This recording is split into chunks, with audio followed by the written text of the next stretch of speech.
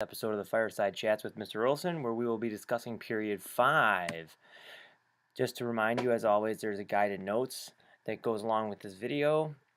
You should fill out when you're listening to the video to help you understand it better, and also to keep to study later down the road. So we're going to go ahead and start with the bookend dates for period 5. It starts with 1844, which go ahead and take a minute to fill in 1844. It ends in 1877. So if you want to pause me and take a guess as to what these are, do so now.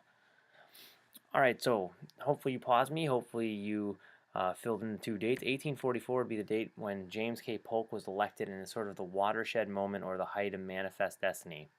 So while we definitely gained more territory after 1844, this is sort of the ideological height of the desire to expand west. 1 year after this, John L. O'Sullivan is going to coin the phrase Manifest Destiny, and we'll see sort of westward expansion go into full swing. 1877, of course, is when Reconstruction ends, and it's going to end that era of sectionalism and start a new one.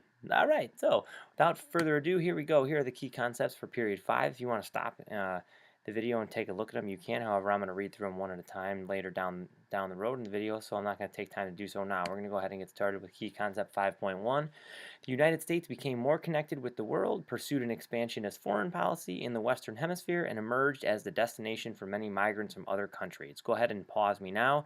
Take a minute to rewrite key concept 5.1 in your own words. As you can see, it's already on the screen for me. I wrote down the United States started to expand and other people wanted to come here. Makes sense. We talked about immigration during the market revolution in period 4, so if you need some review of that, you can always review back to the period 4 video available on the channel. Okay, so key concept 5.1, Roman numeral 1, popular enthusiasm for U.S. expansion, bolstered by economic and security interests, resulted in the acquisition of new territories, substantial migration westward, and overseas initiatives. So just to remind you, if you need a review on sort of the impetus for this key concept, go ahead and look back to period 4 where we go over expansion east of the Mississippi River, the Louisiana Purchase, and Oregon. Those are things that are discussed in period 4, so you can always take a look at that if you'd like. So we're going to start with the definition of manifest destiny, which is the idea that God willed America to settle from sea to shining sea. It is our destiny, mind you. So people like me, the radicals, would think that it's less destiny, more design, and that there were people in America that wanted to expand, and so they did so. But manifest destiny is a term that you'll hear more often. It's exemplified best by this picture by Thomas Gast in the bottom right-hand corner of the screen. You see the angel sort of leading everybody westward. That's the iconic image that represents manifest destiny, and if you see it on the AP test, I'm sure now you won't be surprised. Anyways, Manifest Destiny is sort of ushered in with James K. Polk's presidency when he wins the election of 1844 over perennial loser Henry Clay.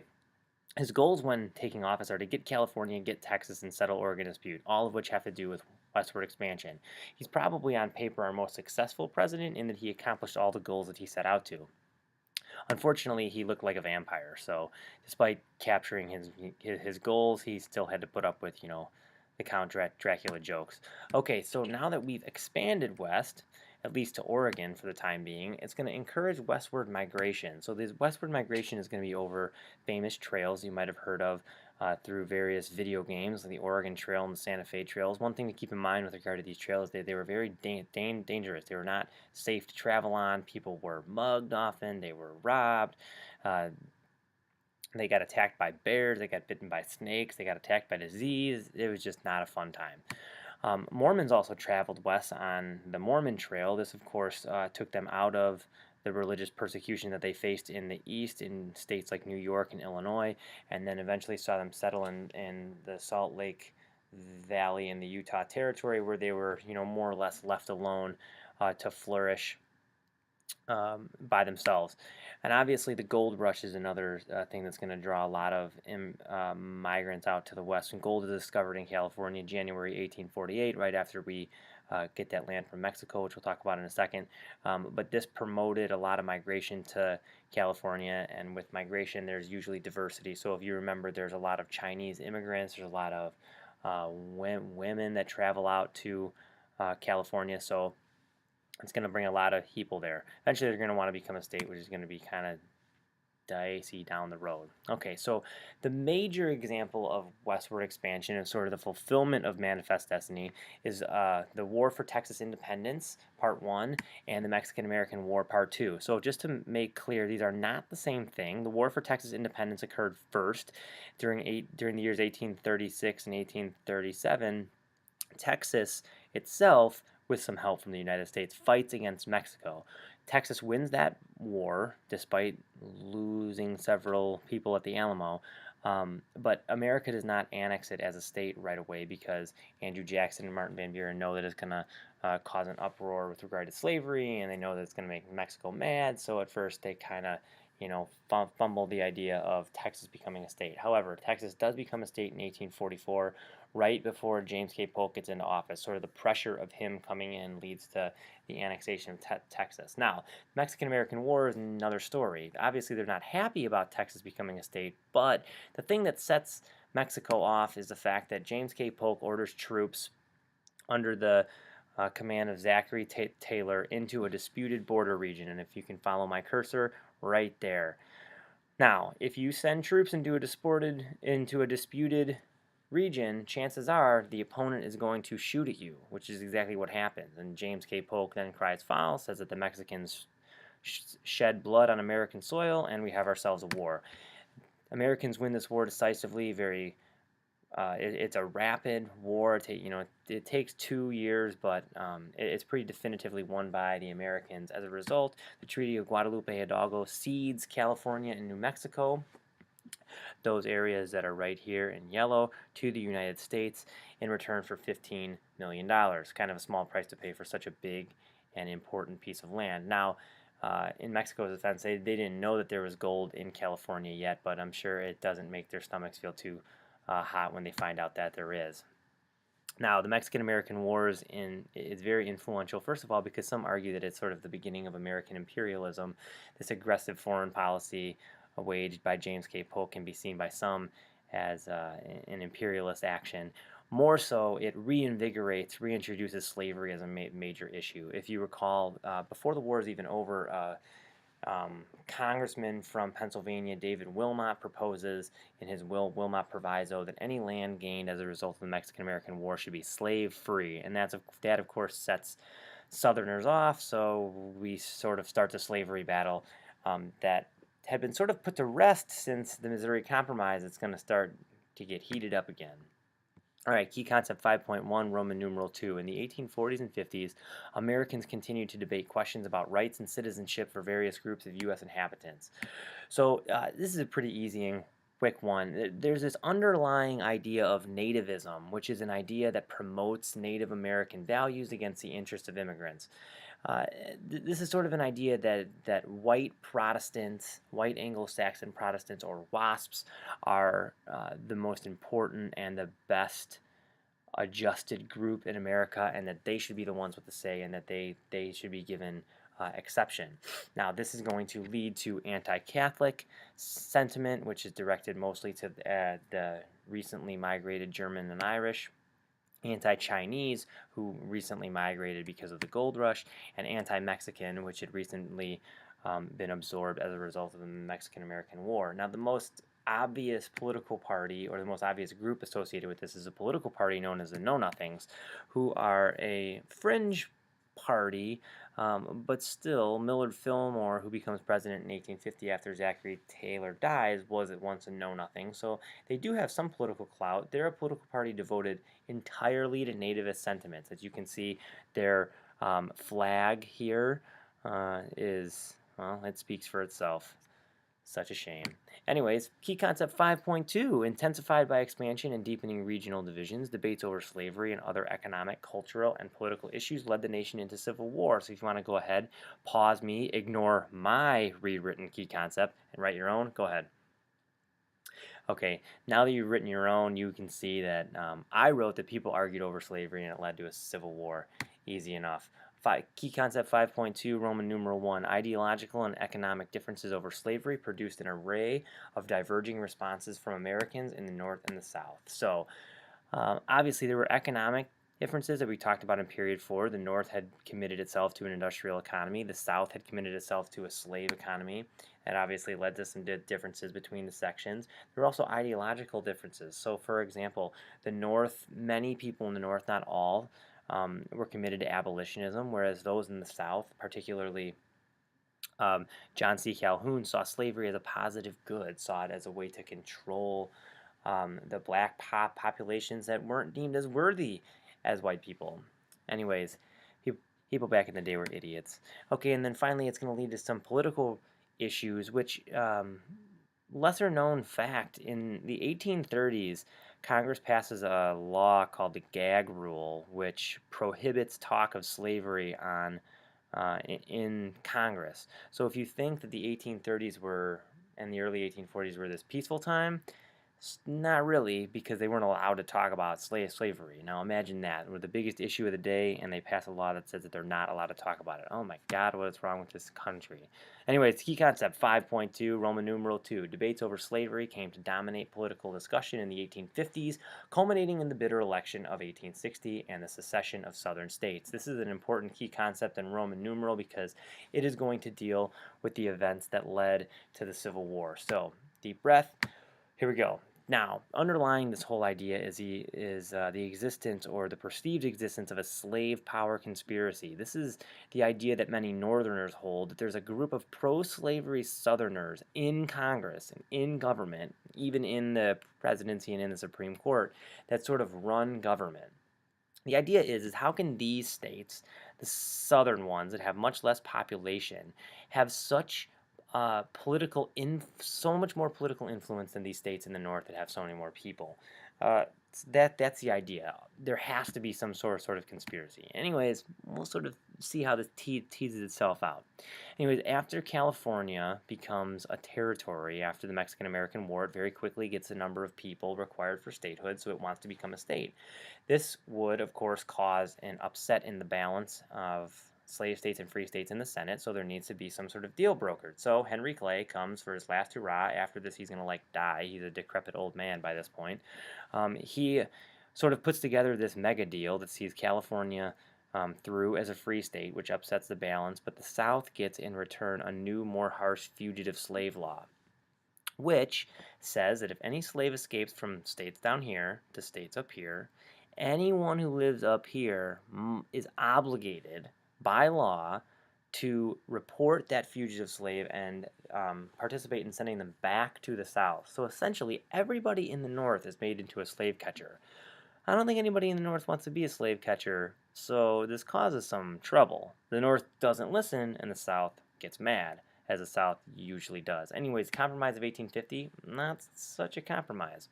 In response to the fugitive slave law, Harriet Beecher Stowe publishes her influential book, Uncle Tom's Cabin, which not only exhibits the fugitive slave law as this terrible, terrible law, but also turns slavery into a moral issue. People take the book and having recently been awoken from the Second Great Awakening and having this sort of obligation to help fix society, they feel it as their need to help overcome the sin of slavery. So by making a slavery sin a sin, abolitionists and people like Harriet Beecher Stowe get the attention of evangelicals and people that are looking to make society better. So it really gets the attention of a lot of people. Now, most influential, I would argue, of the events that led to the Civil War is the Kansas-Nebraska Act. It's also kind of confusing. So the idea is that Stephen Douglas, who's a senator from Illinois, wants a railroad to pass from Illinois all the way to California. In order to do that, it's got to go through Kansas. Now, if a railroad is going to be built, it needs states in order to fund it. So Kansas needs to become a state. So Stephen Douglas comes up with the brilliant idea of advocating for popular sovereignty in Kansas. If you recall, popular sovereignty is the idea that people in a certain territory are able to vote on whether or not they want slavery. So he gets this law passed, which means essentially that you could have slavery in the Nebraska and the Kansas territories, which effectively undoes the Missouri Compromise line. Another example of a slave power conspiracy. Anyways, as you can imagine, pro slavery border ruffians from Missouri flock to Kansas, and anti slavery folks from places like Wisconsin and Indiana and Michigan flock to Kansas. And when they get there, instead of having tea and shaking hands, they fight. And this is going to lead to the first bloodshed in the road to the Civil War. Some might argue that the Civil War actually starts there. Okay, so continuing our road to the Civil War, in 1857, the Supreme Court makes a horrendous decision in the Dred Scott case where it argues that the Missouri Compromise is unconstitutional and the court is in the business of upholding property rights. So, since slaves are property, they are going to side with the Southern plantation owners and argue that that property can be taken anywhere. So essentially, no matter where anyone is in the Union, if they're black, they're not a citizen. Because blacks, if they're in slavery, they're property. If they're not in slavery, they essentially should be in slavery, so they're not citizens. All right, so in addition to legally repealing the Missouri Compromise, it also defines blacks as non-citizens and says that slave owners can take their slaves anywhere, which means there's no such thing as a free state. Problematic, especially in the North. Next, in 1859, 2 years later, John Brown, who some think is a crazy person, notably those in the South, some think him as a martyr, notably those in the North, raids an arsenal in Harper's Ferry, Virginia, where he tries to get a bunch of guns, give them to slaves, and start an uprising. It doesn't work, but anyways, he's killed, made into a martyr for the cause, and people start to realize how big of a deal this whole slavery thing is. A year later, Abraham Lincoln's going to win election to the presidency in 1860, where despite him pledging to not touch slavery where it existed, only to stop it from spreading, South Carolina secedes anyways because they're South Carolina and they're just like to be pests. Okay, key concept 5.3: the Union victory in the Union victory in the Civil War and the contested Reconstruction of the South settled the issues of slavery and secession, but left unresolved many questions about the power of the federal government and citizenship rights. Go ahead and rewrite key concept 5.3 here without looking at mine, of course. Okay, hopefully you pause me and I'm back. My rewritten key concept says Reconstruction did some things but failed in most. So even though it did provide some minor changes, overall it is deemed a failure, and rightfully so. So we'll start with the Civil War. The North's greater manpower and industrial resources, the leadership of Abraham Lincoln and others, and the decision to emancipate slaves eventually led to the Union military victory over the Confederacy in the devastating Civil War. Okay, before we start, I just wanted to sort of give you this statement. This will be very helpful for those of you taking your final. The Civil War started because of slavery. Okay, and now, even though that's my interpretation, it's the right one. Anything that you trace with regard to the beginning of the Civil War has to do with slavery, I promise. Now, many historians have argued that other things led to slavery, like states' rights, like economic differences, like political differences, like other things. Despite historians arguing these things, if you really critically think about it and you really look, slavery is underlying all of these things. So we can adequately say that slavery caused the Civil War. However, the AP test does want you to know that the different interpretations. So it's beneficial to know that other less informed folk think that there were other reasons. Okay, so now let's talk about the war itself. The North had several advantages, more so than the South did. It had a manpower advantage, it had more money, it had more industry, it had more goods, except for cotton, of course. They had the leadership of Abe Lincoln. It was just all that awesome stuff. Now, with that said, even though it had all these advantages, it had some disadvantages too. Most importantly, its generals were much less able than those of the South, and it was fighting an offensive war. It was very similar to the war that Britain had fought against the colonies during the Revolution. Now, the South, which was fighting a war for independence, had advantages, better generals. They were fighting a defensive war. They knew the terrain. They were um, fighting for a cause, it seemed, even though on the surface it seemed like that. Underneath the surface, though, it's not that clear. The South's disadvantages, however, were eventually going to do it in, as it had less materials, less people. Slaves caused an issue because they rebelled. It also had less railroads, less ways of transporting goods, less of an economic base, less industry. So those things are eventually going to catch up with the South in this very long and drawn out war.